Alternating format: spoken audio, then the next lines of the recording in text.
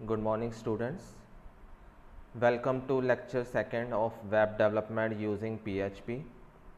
My name is Rajan. आज हम जो भी टॉपिक करने वाले हैं उनमें से पहला टॉपिक है what is XML tree structure, self describing syntax क्या है, XML एलिमेंट्स क्या होते हैं, प्रोलॉग क्या होता है, XML रूट एलिमेंट्स क्या होते हैं, XML नेमिंग रूल्स क्या हैं, देन एट्रीब्यूट्स ऑफ XML क्या होते हैं, evolution of XML, data files, text files, and what are binary files. So today we will be covering these topics which comes under XML basics. So first topic is XML tree structure. किसी भी document का कुछ structure होता है, किसी भी programme का कोई स्ट्रक्चर होता है. सिमिलरली वेब डेवलपमेंट के अंदर हम जो XML यूज़ करते हैं वो भी एक पर्टिकुलर स्ट्रक्चर की फॉर्म में हम उसको डिफ़ाइन कर सकते हैं. सो XML के डॉक्यूमेंट को हम एक ट्री की स्ट्रक्चर के फॉर्म में डिस्प्ले कर सकते हैं या डिफ़ाइन कर सकते हैं. Here you can see a tree structure. ठीक है, जो सबसे टॉप में है उसको हम क्या कहते हैं, रूट एलिमेंट. क्या कहते हैं, रूट एलिमेंट. रूट एलिमेंट जो होता है वो पेरेंट एलिमेंट होता है पूरे ट्री का. फॉर एग्जांपल हम एक एग्जांपल लेके हम उसको स्टडी करते हैं. जो एग्जांपल है वो हमारी किसकी है, बुक स्टोर की. जैसे एक बुक स्टोर होता है, आप वहाँ पे बुक परचेज़ करते हो या रिटर्न करते हो. सो ये एग्जांपल क्या है, बुक स्टोर. बुक स्टोर हमारा रूट एलिमेंट है. रूट एलिमेंट हम क्या कहते हैं, पेरेंट. तो इस पेरेंट के कुछ चाइल्ड हैं, चिल्ड्रंस हैं. चिल्ड्रंस में हम कौन सा एलिमेंट हमने डिफाइन किया है, book. Clear. So book store is the root element, book is the child element. Then this child element can have attributes. Attributes क्या होती हैं वो हम आगे और डिफाइन करेंगे नेक्स्ट आने वाले स्लाइड्स में. अभी बस आप इतना ध्यान रख लीजिए कि एट्रीब्यूट्स क्या होती हैं, प्रॉपर्टीज़. किसी भी एलिमेंट की प्रॉपर्टी. अब बुक की प्रॉपर्टी क्या हो सकती है, एक उसकी लैंग्वेज हो सकती है, वो उसकी प्रॉपर्टी है. उसकी कैटेगरी, कौन सी टाइप की वो बुक है, वो उसकी एट्रीब्यूट्स हैं. देन नीचे अगर हम उसके लेवल पे आते हैं तो वो बुक एलिमेंट के कौन कौन से फर्दर चाइल्ड या चिल्ड्रन एलिमेंट्स हैं, वो कौन से हैं, टाइटल, ऑथर, ईयर और प्राइस. सो ये जो टाइटल, ऑथर, ईयर और प्राइस है, these are the children elements of book parent. Clear. और जो ये आपस में एक लेवल पे हैं उनको हम क्या कहते हैं, सिबलिंग. फॉर एग्जांपल टाइटल और ऑथर क्या है, सिबलिंग्स. ईयर और प्राइस क्या है, सिबलिंग. सो दीज 4 टैग्स और एट्रीब्यूट्स आर सिबलिंग. जैसे ब्रदर सिस्टर होते हैं उसी तरह से ये सिबलिंग्स. देन टाइटल के अंदर जो हमने डेटा उसके अंदर सेव करवाया है या स्टोर करवाया है वो उसका बुक का कोई भी नेम हो सकता है. सिमिलरली जो ऑथर है, ऑथर के अंदर जो डेटा है वो क्या है, ऑथर का नेम. ईयर उसका कोई भी पब्लिश्ड ईयर. देन उसकी प्राइस. देन इस चीज़ को हम अगर XML डॉक्यूमेंट की फॉर्म में डिफ़ाइन करते हैं तो वो इस तरह से होगा. सबसे पहले हमने जो लाइन लिखी है यहाँ पे वो क्या है, XML वर्जन 1.0 इनकोडिंग UTF-8. ठीक है, ये हम आगे पढ़ेंगे जब हम XML के एलिमेंट्स देखेंगे कि एलिमेंट्स कौन से होते हैं, उसमें पढ़ेंगे कि इस लाइन का क्या मतलब है. Then book store. Book store is the parent element. अब पेरेंट एलिमेंट जैसे अभी हमने ट्री स्ट्रक्चर में देखा है, बुक स्टोर क्या है, पेरेंट एलिमेंट, और बुक क्या है उसका चाइल्ड एलिमेंट. या चाइल्ड टैग, और उसकी प्रॉपर्टी क्या है, कुकिंग। अब उसकी कैटेगरी में की, category is the key, cooking is the value. ठीक है, जो भी हम इसमें एट्रीब्यूट स्टोर करवाते हैं वो की इज़ इक्वल टू वैल्यू की फॉर्म में स्टोर करवाते हैं। सो यहाँ पे की क्या है हमारे पास, कैटेगरी, वैल्यू क्या है हमारे पास, cooking. Next come title. So title क्या है यहाँ पे, बुक के बाद टाइटल है, means title is the child of book. So title के अंदर हमारे पास टाइटल की एट्रीब्यूट क्या है, उसकी लैंग्वेज। लैंग्वेज कौन सी है हमने लिखी यहाँ पे, EN, EN मीन्स इंग्लिश। अब इस एट्रीब्यूट को हमने डबल कोट के अंदर लिखना होता है, जैसे आप देख सकते हैं यहाँ पे डबल कोट्स के अंदर कुकिंग लिखा हुआ है और डबल कोट्स के अंदर इंग्लिश लिखा हुआ है। Then author, author is the sibling, title का सिबलिंग है क्योंकि वो सेम लेवल पे है, तो ऑथर में ऑथर का नेम आ जाएगा हमारे पास। ईयर में ईयर, पब्लिश्ड ईयर, जो बुक का पब्लिशिंग ईयर है वो डिफाइन हो जाएगा। देन प्राइस, जो भी उस बुक का प्राइस है। So then closing tag for a book. अब क्लोजिंग टैग क्या होते हैं, जिसके आगे हम फॉरवर्ड स्लैश लगाते हैं, this is a forward slash. So this represent the closing tag for a book. Similarly ये हमारा एक बुक का रिकॉर्ड हो गया सारा, और बुक स्टोर के अंदर एक से ज़्यादा बुक होंगी ऑब्वियसली। सो नेक्स्ट बुक हम एक और डिफाइन कर देते हैं यहाँ पे, उसका नाम क्या है, उसकी कैटेगरी क्या है, चिल्ड्रन। इस बुक की कैटेगरी क्या होगी, चिल्ड्रन। उस बुक का टाइटल हैरी पॉटर हो गया, ऑथर हो गया, कुछ ईयर हो गया और प्राइस। सो बुक स्टोर के अंदर टोटल हमने कितनी बुक्स यहाँ पे स्टोर करवाई हैं, 3 books. First is cooking, then children, then web. In the last we have a closing tag for the book store. जो हमने स्टार्टिंग में फर्स्ट टैग लिया था पेरेंट टैग, उसकी क्लोजिंग टैग है book store. Then XML document are formed as element trees. जैसे मैंने आपको बताया कि जितने भी XML के डॉक्यूमेंट्स हैं वो एक ट्री की फॉर्म में डिफाइन किए जाते हैं। XML tree starts at a root element. ये कहाँ से स्टार्ट होता है रूट एलिमेंट से, और उसकी ब्रांचेस निकलती है जिसको हम क्या कहते हैं, child element. All elements can have सब एलिमेंट्स। ठीक है, सारे एलिमेंट्स के सब एलिमेंट्स हो सकते हैं जिसको हम चाइल्ड एलिमेंट कहते हैं।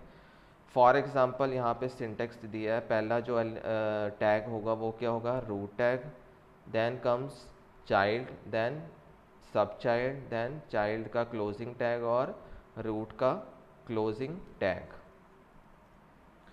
The term parent, child and sibling are used to describe the relationships between elements. जो भी हमने ये नेम डिफाइन किए, पेरेंट्स हो या चाइल्ड हो या सिबलिंग हो, ये ट्री की जो फॉर्म है, जो एलिमेंट्स है उनमें रिलेशनशिप को डिफाइन करता है। Parents have children, parent tag जो है उनके चिल्ड्रन होते हैं, childrens have parents. Siblings are children on the same level. जैसे मैंने आपको बताया है कि जो सेम लेवल के एलिमेंट्स हैं उनको हम क्या कहते हैं, siblings.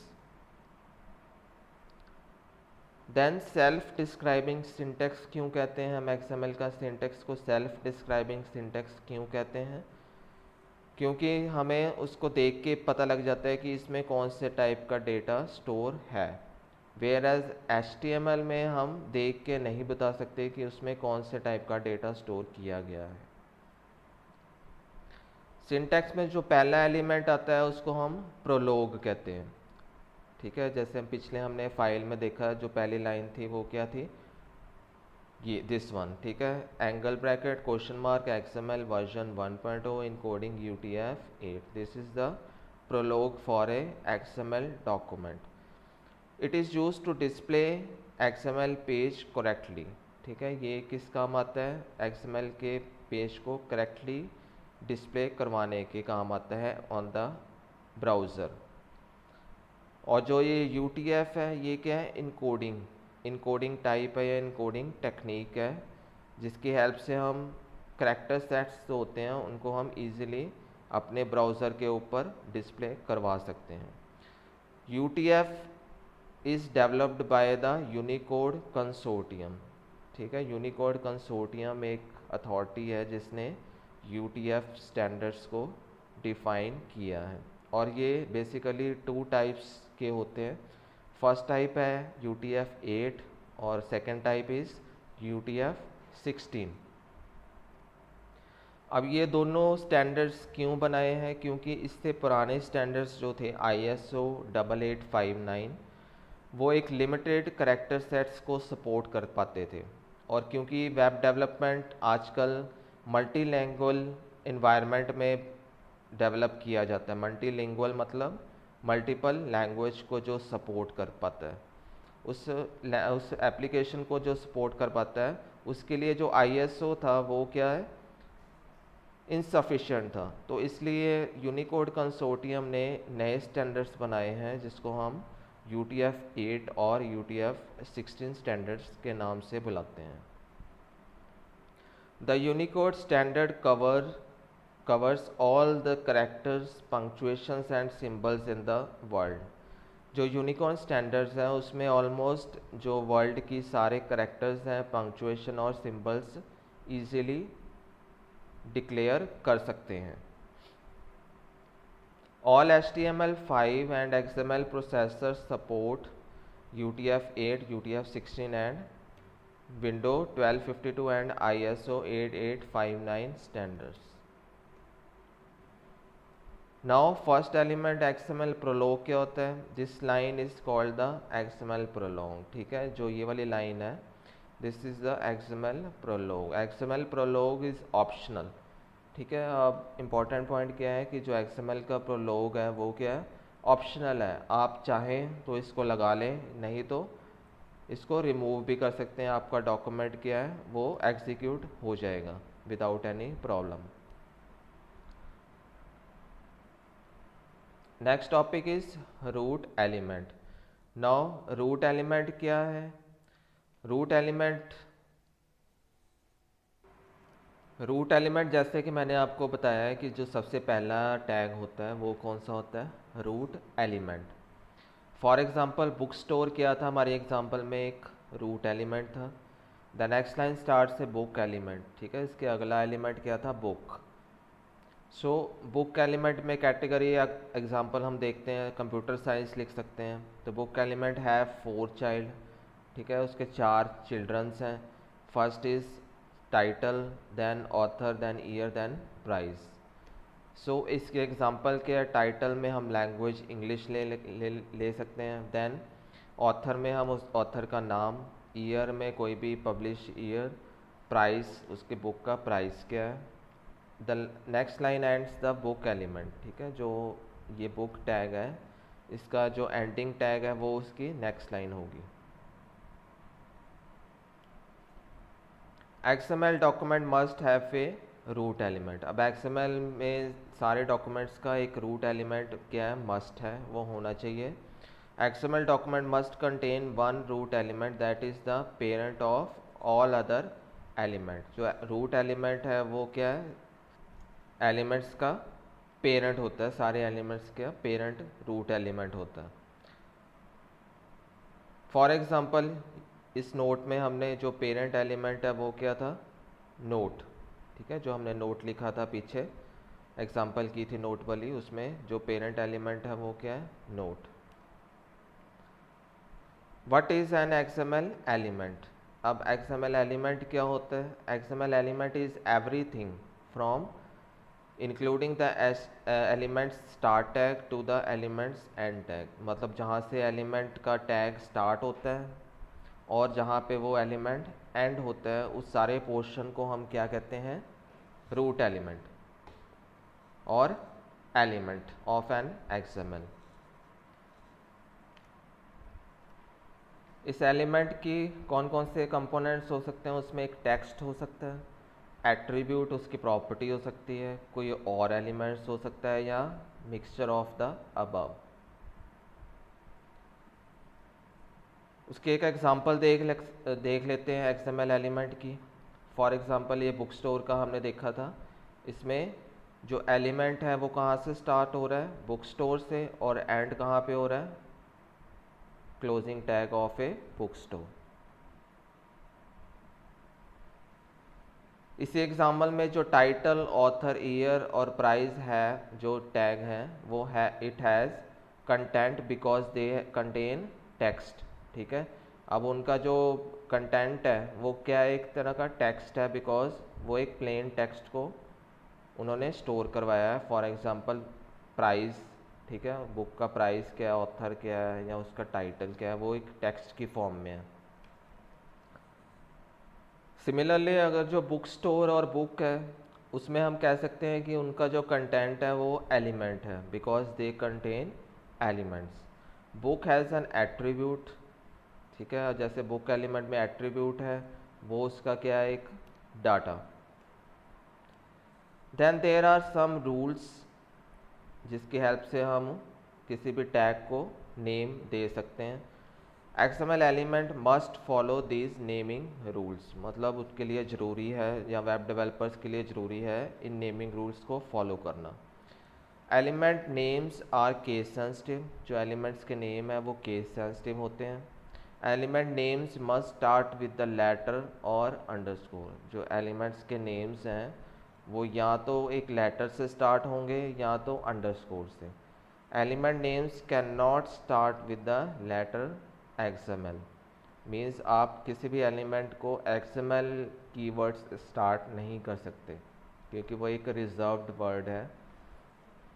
Element names can contain letters, अब जो उसका नेम है वो एक लेटर भी आपको उसको डिफाइन कर सकते हैं, लेटर की फॉर्म में, डिजिट्स की फॉर्म में भी हो सकता है, हाइफन और अंडरस्कोर एंड पीरियड्स की फॉर्म में भी हो सकता है। Element names can not contain spaces, element के हम नेम में स्पेसेस नहीं दे सकते। Element name can be used, no word are, any name can be used, no words are reserved except XML, means हम एलिमेंट के नेम में कोई भी वर्ड यूज़ कर सकते हैं accept XML। The next topic is XML attributes. What are XML attributes? XML elements can have attributes just like HTML, जैसे HTML में हमारे पास टैग्स में कुछ प्रॉपर्टीज़ होती हैं या एट्रीब्यूट्स होते हैं, सिमिलरली XML के जो एलिमेंट्स हैं उनकी भी कुछ एट्रीब्यूट्स होते हैं। Attributes are design to contain data related to a specific element. Attribute क्यों बनाए जाते हैं, क्योंकि वो कुछ एक specific type of data store कर सकते हैं, जिसकी हेल्प से हमें पता लग जाता है कि इस टैग में कौन से टाइप का डेटा स्टोर है। XML elements attributes must be coated, अब मैंने आपको बताया था कि ये जितने भी एट्रीब्यूट्स हैं वो डबल कोट्स पे होने चाहिए या सिंगल कोट्स में होने चाहिए। Attribute values must always be quoted, either single और double quotes can be used, दो तरह के कोट्स में हम उसको डिफाइन कर सकते हैं, आइदर सिंगल और double. For a person's gender the person element can be written like this, अगर हम किसी पर्सन के जेंडर को अगर हमने डिफाइन करना है तो वो हम इन दो तरीक़ों से लिख सकते हैं, या तो हम person gender is equal to female लिखें डबल कोट्स के अंदर, और person gender is equal to female लिखें सिंगल कोट के अंदर, दोनों ही करेक्ट है। Then evolution of XML, XML की एवोल्यूशन कैसे हुई उसके बारे में हम स्टडी कर लेते हैं। The two major categories of computer file types, अब हर एक कंप्यूटर में दो तरह की फ़ाइल टाइप्स होती हैं, या तो बाइनरी फाइल या टेक्स्ट फाइल्स। दोनों की एडवांटेजेस होती हैं और डिसएडवांटेजेस हो सकती हैं। History behind XML including other markup language such as HGML और HTML, ठीक है। अब दो हम स्क्रिप्टिंग लैंग्वेज या मार्कअप लैंग्वेज भी देखेंगे, इसमें कौन कौन सी, HGML और HTML, जिसकी हेल्प से या जिसके बाद XML क्रिएट हुई है। How XML document are structure as hierarchy of information. इसके बाद हम देखेंगे XML डॉक्यूमेंट का स्ट्रक्चर क्या है, हायरार्कीज ऑफ इंफॉर्मेशन क्या होती हैं XML डॉक्यूमेंट में, brief introduction to some of the other technologies surrounding XML, और कुछ XML के साथ जो अलग टेक्नोलॉजीज एवॉल्व हुई हैं उसके बारे में भी स्टडी करेंगे। XML is a technology concerned with the description and structuring of data। XML जो टेक्नोलॉजी है वो बेसिकली इसमें कौन कौन सी टेक्नोलॉजीज यूज़ हुई हैं इसके अंडर या कैसे ये इवॉल्व हुई है उसके बारे में हम स्टडी करेंगे। So basically there are two types of file जो कंप्यूटर स्टोर करता है, बाइनरी फाइल्स और text files. First of all जो बाइनरी फाइल्स है, बाइनरी फाइल्स क्या होती हैं? A binary file as it's simplest is just streams of bits 1 and 0, 1 और 0 की फॉर्म में होती हैं जो बाइनरी फाइल है, जिसको हम मशीन लैंग्वेज कहते हैं, जो कि कंप्यूटर इजीली अंडरस्टैंड कर लेता है। For instance when a document is created with Microsoft Word the program creates a binary file. ठीक है, जैसे फॉर एग्जांपल हम देखते हैं कि अगर हम वर्ड की फाइल क्रिएट करते हैं तो उसमें हम बाइनरी फाइल एक्सटेंशन देते हैं जिसको हम कहते हैं डॉक फाइल। ठीक है, जो सारी इंफॉर्मेशन किसकी फॉर्म में स्टोर होती है? बाइनरी कोड्स की फॉर्म में स्टोर होती है in the binary language 1 and 0 की फॉर्म में। The code inserted in the document are meta codes.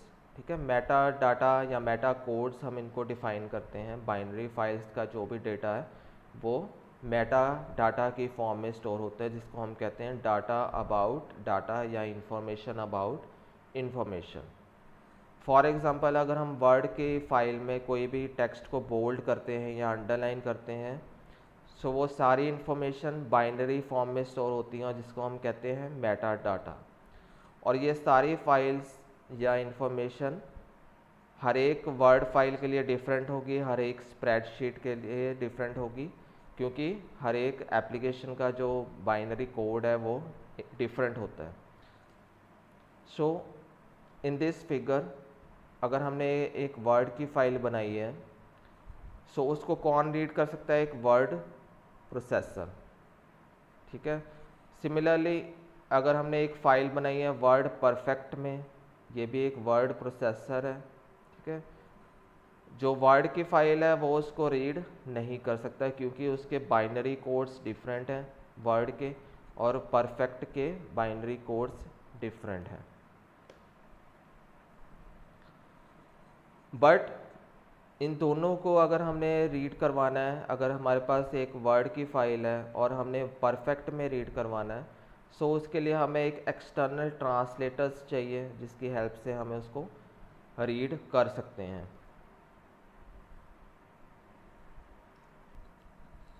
So you can't assume that a document created with one processor will be readable by another.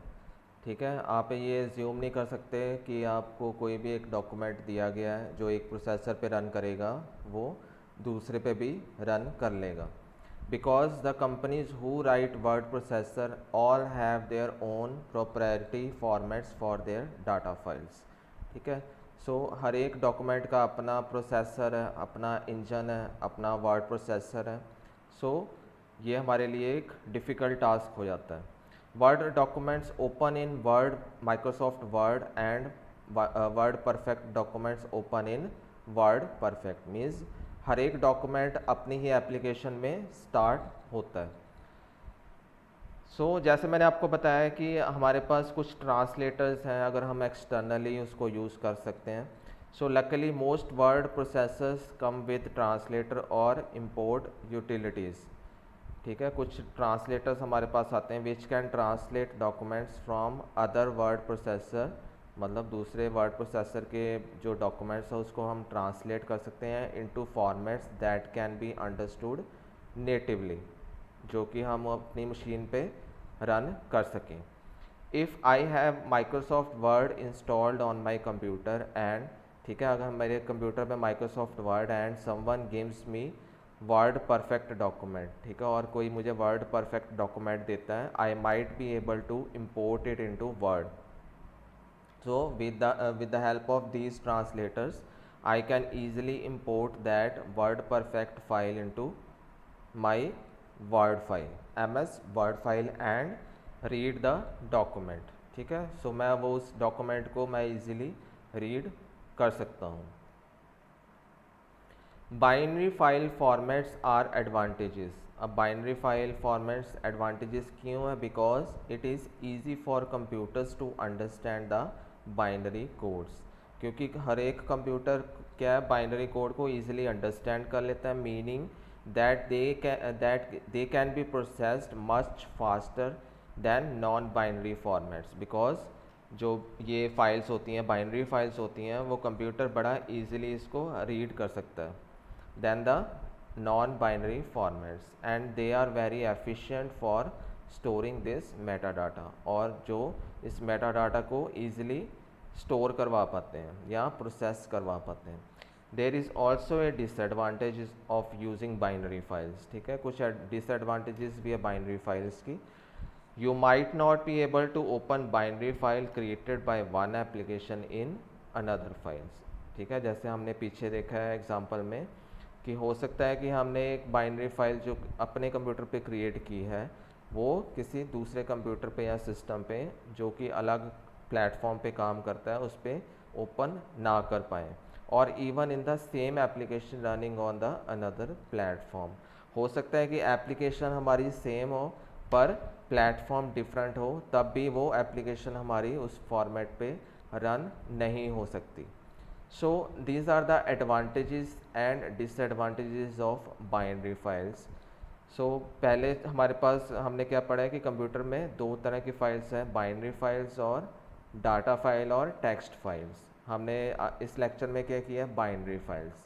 Next lecture में हम continue करेंगे with the text file और data files की उसके advantages क्या हैं और उसके डिसएडवांटेजेस क्या हैं, और XML का इन दोनों के साथ क्या रिलेशनशिप है. सो आई होप आपको आज का ये लेक्चर समझ आ गया होगा. Thank you very much.